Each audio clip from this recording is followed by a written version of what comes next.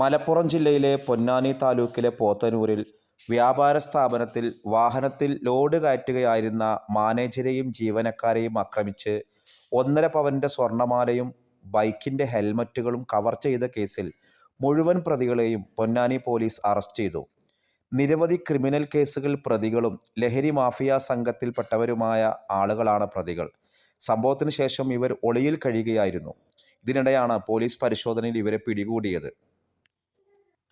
പൊന്നാനി സ്വദേശികളായ മുഹമ്മദ് അനസ്, അതേപോലെ സക്കീർ, മുഹമ്മദ് സാബിത്ത്, അസീബ്, മുഹമ്മദ് ഹാഷിഖ്, മുഹമ്മദ് അൽത്താഫ്, മുഹമ്മദ് അസ്ലം എന്നീ ആളുകളെയാണ് പൊന്നാനി പോലീസ് പിടികൂടിയിട്ടുള്ളത്.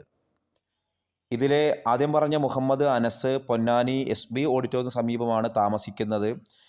സക്കീർ പുതുപൊന്നാനിക്കാരൻ്റെ ഹൗസ് പൊന്നാനി വണ്ടിപ്പേട്ട സ്വദേശിയാണ്. അതേപോലെ മുഹമ്മദ് സാബിത്ത് പൊന്നാനി മുക്കാടി സ്വദേശിയാണ്. അസീബ് ഈശ്വരമംഗലം സ്വദേശിയാണ്. മുഹമ്മദ് ഹാഷിഖ് എന്നൊരാൾ ചക്കാലയിൽ ഹൗസ് പുറങ്ങിലാണ് വീട്. മുഹമ്മദ് അൽത്താഫ് എന്നുള്ളത് പൊന്നാനി ലൈറ്റ് ഹൗസിൻ്റെ സമീപമാണ് വീട്. മുഹമ്മദ് അസ്ലം പടിഞ്ഞാറങ്ങാടിയിലാണ് വീട്. ഈ ആളുകളെയാണ് പൊന്നാനി പോലീസ് അറസ്റ്റ് ചെയ്തത്. 2 മുതൽ 7 വരെയുള്ള പ്രതികളെ ജില്ലയുടെ വിവിധ ഭാഗങ്ങളിൽ നിന്നാണ് പിടികൂടി എന്നാണ് പോലീസിന്റെ വിശദീകരണം.